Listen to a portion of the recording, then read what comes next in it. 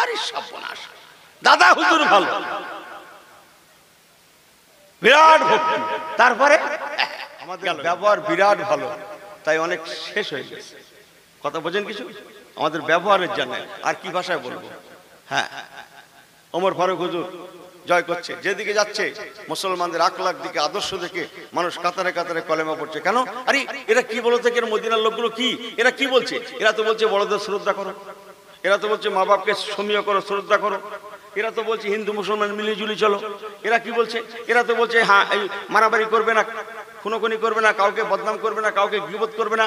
এরা কি বলছে? চুরি করবে না, ডাকাতি করবে না। এরা কি বলছে? সুদের মাল খাবে না, জমি বন্ধ করবে না, হারাম খাবে না, কাউকে কষ্ট দেবে না। এরা কি বলছে? এই কোনো জাতপাত কিচ্ছু নেই, সব আমরা ভাই ভাই, কি বলে হিন্দু মুসলমান, এখানে আমরা সবাই আছি আপন বেশে। এরা তাই বলছে। তাহলে খামাকে অসুবিধা কোথায়? পড়িয়ে দেন তো, কলেমা পড়ান তো আমাকে, কলেমা পড়ান, জোরে বলেন না সুবহানাল্লাহ।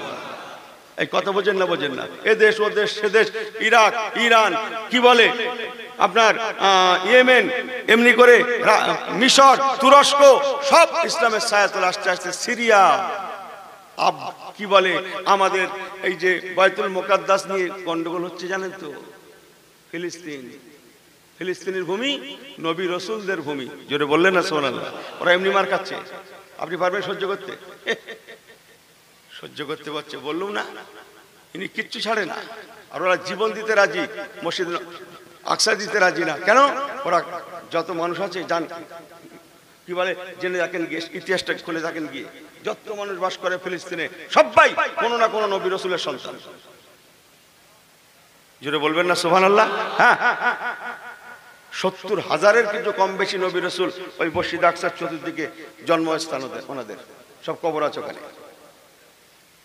জানেন আপনি?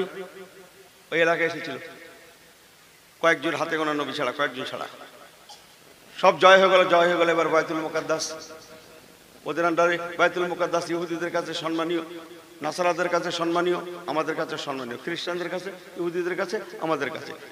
কেন কারণগুলো কি বলার সময় নেই, কেন পিছনে কাজ আছে। বলে না, আমাদের কাছে সম্মানীয়, ইহুদিদের কাছে সম্মানীয়, খ্রিস্টানদের কাছে সম্মানীয়, ঠিক আছে? হ্যাঁ, তখন দখলে আছে খ্রিস্টানদের। হযরত ওমর ফারুক রাদিয়াল্লাহু তাআলা কাফেলা পাঠালেন, এলাকা জয় হচ্ছে। এবার বাইতুল মুকাদ্দাস 4000 সাহাবী আছে সেই কাফেলায়, আরো কয়েক হাজার মদিনা মানুষ আছে। বাইতুল মুকাদ্দাসের মেন যিনি পুরোহিত, যে বলছে চতুর্দিকে ইসলাম জারি হয়ে গেছে, এখন বাইতুল মুকাদ্দাসে আজান হবে, জোরে বলেন। বাইতুল মুকাদ্দাসে আজান হবে। উনি ফিরলেন, যিনি বললেন তার দিকে ফিরে বললেন, আপনি পারবেন না।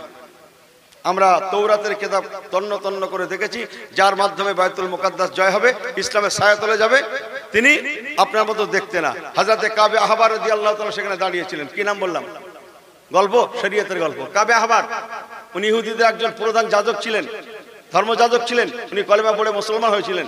কাবে আহবার রাদিয়াল্লাহু তাআলা মন্তব্য করেছিলেন, আমরা তৌরাতের কিতাব পড়ে রিসার্চ করে যেটা দেখেছি, তাতে হযরত ওমর ফারুককে বুঝতে পারছি।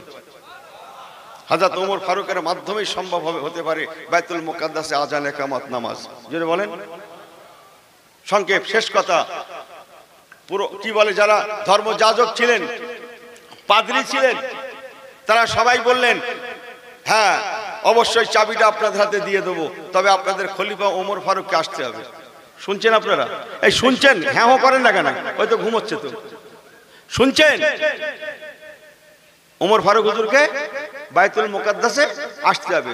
এই মদিনা শরীফ থেকে বাইতুল মুকাদ্দাস কত দূর হতে পারে একটা আন্দাজ? এখান থেকে কুটিয়ারি হবে না? ক্যানিং কত দূর? খড়গপুর। মোবাইল গুগল খুলে দেখেন গিয়ে, 1000 থেকে 1200 মাইল রাস্তা। যা ভাবছেন তা না। হ্যাঁ, 1000 থেকে 1200 মাইল রাস্তা। চিঠি এসে পৌঁছালো মদিনা শরীফে, হুজুর আপনি আসলে বাইতুল মুকাদ্দাস চলে আসবে। ঠিক আছে, আমি এক্ষুনি যাব। নিজের গোলামকে বললেন, বাড়ির যে গোলাম, কৃতদাস, এই তুমি রেডি হও, তুমি, আমি আর আমাদের বাহন সর একটা উঠ নেবো, 3 জন যাবো, আর কেউ লাগবে না। মদিনা মানুষেরা যেতে বারণ করছে, হুজুর যাবেন না, ওদের খপ্পরে পড়বেন না, ওরা ডেকে নিয়ে আপনাকে শহীদ করে দেবে। উনি বললেন, আমি আল্লাহ ছাড়া কাউকে ভয় করি না, আর নবী কামলিওয়ালা ছাড়া বেশি ভালো কাউকে বাসি না। জোরে বলুন। সব থেকে ভালোবাসি নবী কামলিওয়ালাকে, আর সব থেকে ভয় করি আমার আল্লাহ পাককে। হায়াতের মালিক আমার আল্লাহ। যে অতএব আমি রওনা হব। তবে একটা চুক্তিনামা হলো, বাড়ির গোলামের সঙ্গে যাকে কিনে এনে রেখেছে হুকুমের গোলাম, তার সঙ্গে সন্ধি হচ্ছে, চুক্তি হচ্ছে, দেখো তুমি গোলাম হতে পারো, আমি তোমার কি বলে মনিব হতে পারি, অর্ধ পৃথিবীর খলিফা হতে পারি, 2,40,00,000 বর্গ মাইলের আমি নেতা হতে পারি, নেতৃত্ব দিতে পারি। আজকে আমি যে কথা বলবো সেই কথা শেষ কথা, তুমি আমি আর উটটা নিয়ে 3 জন যাবো। উটও একটা জীব, ওরও জীবন আছে, আমারও আছে, তোমারও জান আছে, জীবন আছে। তোমার সঙ্গে আমার চুক্তি হলো এই শর্তে, আমি কিছুক্ষণ উটের পিঠে চড়বো আর তুমি উটের লাগাম ধরে আমাকে টেনে টেনে নিয়ে যাবে বাইতুল মুকাদ্দাসের দিকে। তারপর আমি নামবো, তুমি উঠবে, আমি তোমার উটের লাগাম ধরে টেনে টেনে নিয়ে যাবো। গোলাম কাঁদছে, হুজুর আপনি এই কথা কি করে বলছেন, হুজুর আপনি আমিরুল মুমিনিন, হুজুর আপনি আমার উটের লাগাম ধরে টেনে টেনে নিয়ে যাবেন আর আমি উটের পিঠে বসে থাকবো? আচ্ছা, যদি ওনার উপরে কথা বাড়ানো হয় কি উত্তর হবে? এই বেশি বুঝে গেছিস, কি থাকতো হাতে? খাপ খোলা। এই বেশি বুঝে গেছিস, ও বিসমিল্লাহ আল্লাহু আকবার বলবে না, তার আগে শেষ। এই কথা বোঝেন না? বেশি বুঝে গেছিস, যা বলি শেষ কথা। আমি কিছুক্ষণ, তুই কিছুক্ষণ, আর ও তো একটা জীব, উট একটা জীব, ওর জীবন আছে। হ্যাঁ, এই আমি আর তুই দুজনা কিছুক্ষণ হেঁটে যাব, আর ওই উটটা কিছুক্ষণ খালি একা একা হেঁটে যাবে। সুবহানাল্লাহ বললেন না? সংক্ষেপ করছি, এই করে যাচ্ছে। আল্লাহ বলে একজন আছে না নেই? বাইতুল মুকাদ্দাসে ইন করবে। জেরুজালেমের একটা গেট আছে, আপনারা দিল্লি গেট দেখেছেন, ইন্ডিয়া গেট দেখেছেন না? হ্যাঁ, জেরুজালেম যাওয়ার একটা গেট, দেশে একটা গেট আছে। গেটটা পেরোলেন, বাইতুল মুকাদ্দাস কাছাকাছি। 4000 সাহাবী আগে থেকে আছে, যাদের নেতৃত্ব দিয়েছিলেন হযরত আবু উবাইদা ইবনুল জাররাহ রাদিয়াল্লাহু তাআলা আনহু। সঙ্গে ছিলেন হযরত খালিদ বিন ওয়ালিদ রাদিয়াল্লাহু তাআলা আনহু। সঙ্গে ছিলেন মিশরের গভর্নর হযরত আমর ইবনুল আস রাদিয়াল্লাহু তাআলা আনহু। বড় বড় সাহাবী ছিলেন। তারা সব আগে থেকে অপেক্ষা করছে, হযরত ওমর ফারুক আসলে চাবি দিয়ে দেবে। বড় বড় ভদ্রলোকেরা, বিশিষ্ট জনেরা, গুণী জনেরা, শিক্ষিত সম্প্রদায় মানুষেরা, ইহুদি নাসারাদের মধ্যে যে সব ভদ্র মানুষ, শিক্ষিত মানুষ, উন্নত মানের পোশাকে সজ্জিত হয়ে, খুব সুন্দর সাজে সজ্জিত হয়ে হযরত ওমর ফারুকের রিসেপশনের জন্য তারা ইন্তজার করছে। হাজার হাজার ইহুদি নাসারা। হযরত ওমর ফারুক রাদিয়াল্লাহু তাআলা যখন গিয়েছিলেন, উনি মদিনায় সাধারণ পোশাকে ছিলেন। কয়েক জায়গায় ছেঁড়া ফাটা তালি লাগানো, কয়েক জায়গায় কি বললাম, তালি লাগানো। সেই অবস্থায় ও জামা কাপড় পাল্টানোর সময় হয়নি। তালি মারা পরা চলবে, কিন্তু ময়লা পরা যায় না। কথা বোঝেন না? হ্যাঁ, ইনি একটা টুপি মাথায় দিয়ে শুক্রবার জুম্মা যাচ্ছে, হরি সর্বনাশ, ওর পাশে যে দাঁড়িয়েছে সে যা যাচ্ছে, তার কিয়ামত হয়ে যাচ্ছে। ভাই, তার কিয়ামত হয়ে যাচ্ছে। বড্ড ভুল বলছি নাকি? শুধু লজ্জায় কিছু বলতেই পারে না যে তোর টুপির এই অবস্থা কেন। এই কথা বোঝেন না? হ্যাঁ, লজ্জায় কিছু বলতে পারে না। আরে সর্বনাশ, কি সুন্দর তাতে খুশবু বেরোচ্ছে। সে খুশবুর নাম নেই, নাম বলা যাবে না। সে খুশবুর কাছে বড় বড় খুশবু ফেল, যাক করতে নেই। পরিষ্কার পরিচ্ছন্ন ইসলাম, হোক না ছেঁড়া ফাটা, লেকিন সাফ সুতরা পরিষ্কার পরিচ্ছন্নতা ইসলাম। আল্লাহু তাহিরুন ইউহিব্বুল মুতাতাহির, ইন্নাল্লাহা ইউহিব্বুত তাওয়াবিন ওয়া ইউহিব্বুল মুতাতাহিরিন, ইন্নাল্লাহা ইউহিব্বুত তাওয়াবিন ওয়া ইউহিব্বুল মুতাতাহিরিন। পবিত্রতাকে আল্লাহ পছন্দ করেন, এমনি ওযুর কথা বলা হয়নি। যাই হোক, আল্লাহ বলে একজন আছে। বাইতুল মুকাদ্দাস কাছাকাছি, পালা পড়ে গেল ওমর ফারুকের হাতে লাগাম থাকার আর গোলামের উটের পিঠে বসার। ওমর ফারুক হুজুর উটের লাগাম ধরে নিয়ে যাচ্ছে। কথা বোঝেন না? 4000 সাহাবীরা আগে থেকে ওখানে অপেক্ষা করছে। যাদের নেতা আবু উবাইদা ইবনুল জাররাহ, উনি দূর থেকে দেখে সর্বনাশ, এ তো খেয়েছে। তো হাজার হাজার লোক রিসিভ করবে বলে, যাকে দেখবে বলে, এক ঝলক দেখবে বলে, হযরত ওমর ফারুক নাম শুনেছে, চোখে দেখে নেই। এমন একজন খলিফা, বাঘ বকরি এক ঘাটে পানি খায়। কথা বোঝেন না? হ্যাঁ, এক ঝলক দেখবে, অপেক্ষা করছে দিন কি দিন, ঘন্টা কি ঘন্টা। এই আল্লাহ তাদের ছেঁড়া ফাটা জামা কাপড়, আবার হাতে লাগাম, আর গোলামটার পিঠে, উটের পিঠে বসিয়ে দিয়ে আবু উবাইদা ইবনুল জাররাহ ছুটে এসে কানে কানে সালাম করে বলছে, হুজুর বেয়াদবি মাফ করুন, হুজুর বেয়াদবি মাফ করবেন, হুজুর শিগগিরই দড়িটা ছেড়ে দেন, লাগামটা ছেড়ে দেন, আপনি উটের পিঠে বসেন আর ওর লাগামটা ওর হাতে দেন। কি বললে তুমি? ও আবু উবাইদা ইবনুল জাররাহ, তুমি না রাসূলুল্লাহর প্রথমার্ধের সাহাবী, তোমার মুখে কথা মানায় না। আমি তো দেখছি তুমি কয়েকদিন এদের দেশে এসে ইহুদি কালচারদের, ইহুদি নাসারাদের কালচার তোমার মধ্যে চলে আসলো, আকলাকে পয়গম্বরী ছেড়ে গেল। কি ভেবেছো তুমি? ও আবু উবাইদা ইবনুল জাররাহ, কে দাম দিত আমাদের? ইসলাম ছাড়া আমাদের কোনো মূল্য ছিল? যাও, যা বলেছো বলেছো। আমি আমার পাওয়ারের বলে যদি এখন উটের পিঠে বসি আর আমার কেনা গোলামটাকে কৃতদাসের হাতে আমি লাগামটা টেনে ধরিয়ে দিই, আল্লাহর দরবারে দাঁড়াতে হবে, নবী কামলিওয়ালার ইজ্জতে ধাক্কা লাগবে। আমি নবী কামলিওয়ালার থেকে আদর্শ শেখে নিই, বরং রেখে দাও তোমার বাইতুল মুকাদ্দাস জেরুজালেমের কৃষ্টি কালচার, রেখে দাও তোমার জেরুজালেমের সংস্কৃতি। আমার কাছে নাম্বার 1 সংস্কৃতি আব্দুল্লাহ তলায় মোহাম্মদ রসুলের সংস্কৃতি। জোরে বলেন, জোরে বলেন। আমার হাতে উটের লাগাম, ও আমার উটের পিঠে বসে থাকবে, আর যেমনটা আছে তেমন। আর দ্বিতীয়বার কথা বললি এই বেশি বুঝে গেছিস, সেই সেই জিনিস রয়েছে, কথা বোঝেন না? যে যা হজ হবে, হ্যাঁ হাতে এক সেট জামা পায়জামা বড় বড়, হুজুর এটা হ্যাঁ কি বললে তুমি? আমি এই পোশাকে আমার আল্লাহর বাড়ি যাই, আমি আল্লাহর সামনে দাঁড়াই। মানুষ যখন নামাজে নিয়ত করে কার সামনে দাঁড়ায়? আকিমিস সালাতা লিযিকরি। মানুষ যখন নামাজে নিয়ত করে সে তখন আল্লাহর সম্মুখে দাঁড়িয়ে যায়। উত্তম ইবাদত আল্লাহর নামাজ। মানুষ যখন নামাজে দাঁড়ায় আল্লাহর সম্মুখে দাঁড়িয়ে যায়। ও আবু উবাইদা ইবনুল জাররাহ, আমি এই পোশাকে যদি আল্লাহর সামনে দাঁড়াতে পারি, তোমার বাইতুল মুকাদ্দাস এলাকার মানুষের সম্মুখে দাঁড়াতে আমার অসুবিধা কোথায়? আমি এই পোশাকে যদি আল মসজিদ বাইতুল্লাহ, মসজিদ আল্লাহর ঘর, আল্লাহর ঘরে যেতে পারি, তোমার এই বাইতুল মুকাদ্দাসে এলাকা আসতে অসুবিধা কোথায়?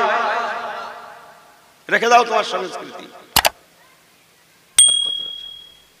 এখন সাধারণত উটের পিঠে যিনি বসে আছেন তিনি গভর্নর হবে কি হবে না? যা ছিল ইহুদি নাসারা কেউ চেনে না তো, কথা বলছেন না, আগের যুক্ত। হ্যাঁ, তাই সবাই ওনাকে কাকে উটের পিঠে যে বসে আছে গোলাম, সে তো একে মরে যাচ্ছে শরমে লজ্জায়, আর লোকে তাকে হেভি হেভি হ্যান্ডসাম সব লোক। কথা কি মুশকিল বলো দিন দেখি। আবু উবাইদা ইবনুল জাররাহ বাধ্য হয়ে ওদের কাছে যে বলছে, দাদারা কাকারা, আপনারা যাকে হযরত ওমর ফারুক ভেবে আমিরুল মুমিনিন ভেবে সেলুট জানাচ্ছেন, উটের পিঠে বসে আছেন বলে, আসলে উনি আমাদের আমিরুল মুমিনিন নয়, বরং যার হাতে উটের লাগাম আছে উনি আমাদের আমিরুল মুমিনিন। হ্যাঁ হ্যাঁ, কি শোনাচ্ছেন? জি হ্যাঁ তাই, হ্যাঁ তাই। মানুষেরা আলোচনা করতে লাগে, ইহুদি নাসারা বলা কওয়া করতে লাগে। এই যদি আমিরুল মুমিনিনের আদর্শ হয়, না জানি এনাদের নবী রাহমাতুল লিল আলামিনের আদর্শ কতই না সুন্দর ছিল। এই যদি এনার আদর্শ হয়, না জানি ইন্নাদ দীনা ইনদাল্লাহিল ইসলাম, ইসলামের আদর্শ কতই না সুন্দর। একজন 2,40,00,000 বর্গ মাইল এলাকার গভর্নর, তিনি গোলামের মর্যাদা দিতে জানে, গোলামকে ঠকাতে জানে না, গোলামকে মর্যাদা দিতে জানে। এই যদি আমিরুল মুমিনিনের আদর্শ হয়, তাহলে কেন আমরা কলেমা পড়বো না? ও মুসলমান, আল্লাহর কসম, নবী কামলিওয়ালার আদর্শ রেখেছিলেন বলে, ধরেছিলেন বলে, সেই দিন আঁকড়ে রেখেছিলেন বলে, ওই বাইতুল মুকাদ্দাসে থাকা এক প্রকার সমস্ত ইহুদি নাসারারা এই আদর্শ দেখে, আখলাকে পয়গম্বরী দেখে তারা ঈমানের কলেমা পড়ে মুসলমান হয়ে গিয়েছিলেন। আর শুনবেন নাকি? আর হয় না? হ্যাঁ, একটু ঘুরে দেখাচ্ছে মেন পাদ্রী হুজুর এসছেন যখন বাইতুল মুকাদ্দাস এলাকা, একটু দেখেন, বিরাট বিরাট বিল্ডিং তো সব, তো ঘুরে দেখাচ্ছে। ঘুরতে ঘুরতে আসরের সময় হয়ে গেছে। আসরের নামাজ, কোন নামাজ? এই কথা বলেন না কেন? আসরের নামাজ, হাফেজু আলাস সালাওয়াতি ওয়াস সালাতিল বুসতা ওয়া কুমু লিল্লাহি কানিতিন। তখন হযরত ওমর ফারুক একটা গির্জার মধ্যে, কিসের মধ্যে? গির্জা। আসরের সময় হয়ে গেছে, উনি ব্যস্ত হয়ে পড়েছেন নামাজের জন্য। মেন পাদ্রী বলছে, হুজুর আমিরুল মুমিনিন হুজুর, এই গির্জার ভিতরটা পরিষ্কার জায়গা, পবিত্র জায়গা হুজুর, আমরা সবসময় ঝাড়া মোছা করে রাখি, পরিষ্কার পরিচ্ছন্ন জায়গা, পবিত্র জায়গা হুজুর, এই জায়গায় নামাজের জায়গা করে দিচ্ছি, এই গির্জার মধ্যে আপনি আসরের নামাজটা পড়লেন। সুবহানাল্লাহ বলবেন না? জোরে বলবেন না? হযরত ওমর ফারুক কত বিচক্ষণ, উনি বলেছিলেন, বাবা পাদ্রী মশাই, তবে শুনে নাও, অতিভক্তি এই জানে তো, এই গজপুরের না, ও বলছি চোরের লক্ষণ তাও জানে তো। অতি ভক্তি করা ভালো, অতিভক্তি, হ্যাঁ, অতিভক্তি থেকে দেখেন না কি হচ্ছে সব। আরে সর্বনাশ, দাদা হুজুর ভালো, বিরাট ভক্তি, তারপরে গেল ওই থাক, মাফ করে দেবেন। যে উনি বললেন বাবা ভবিষ্যতে অদূর ভবিষ্যতে অতিভক্তি দেখাতে গিয়ে আমার সম্প্রদায় না জেনে বলে ফেলে আমাদের আমিরুল মোমিনিন এই গির্জার মধ্যে এখানে নামাজ পড়েছিল আসরের নামাজ, অতএব এখানে একটা মসজিদ বানাবো না, এখানে করবো না।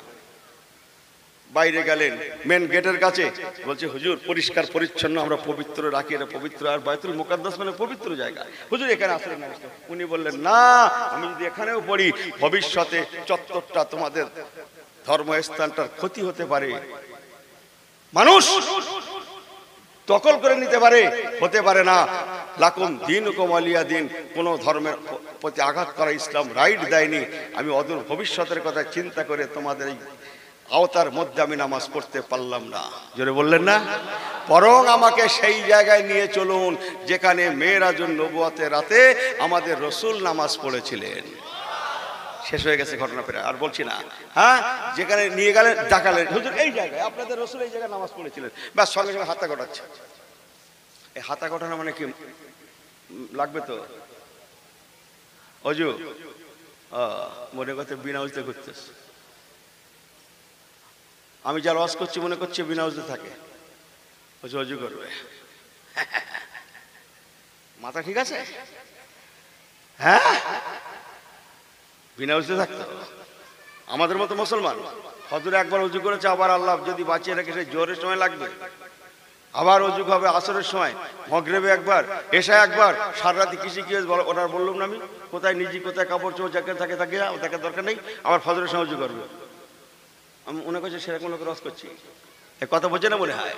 হ্যাঁ, যে আল্লাহ রসুল জায়গা দেখিয়ে দিলেন, হুজুর কোন জায়গা মেরাজুন নবুয়তের রাত্রে নামাজ পড়েছিলেন, জায়গাটা অপরিষ্কার ছিল, সেখানে ইট বালি পাথর এটা ওটা সেটা সব জমাট হয়েছিল।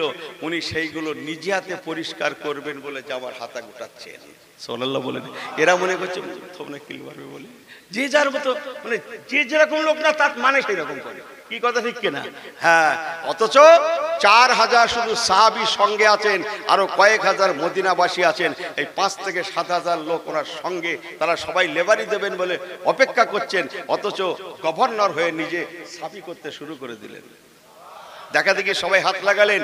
ওখানে তারপরে যে ইহুদি নাসারারা ছিল, পাদ্রীরা আরো যারা সব অবশিষ্ট ছিল, এখনো মুসলমান হয়নি, তারা বলা কওয়া করতে লাগলো, একই দেখছি, একই দেখলাম, এ তো মানুষের পক্ষে সম্ভব নয়, এত ত্যাগ, এত তিতিক্ষা, আর বিলম্ব নয়, এখনই কলেমা লা ইলাহা ইল্লাল্লাহ, জোরে জোরে লা ইলাহা ইল্লাল্লাহ, লা ইলাহা ইল্লাল্লাহ মুহাম্মাদুর রাসূলুল্লাহ।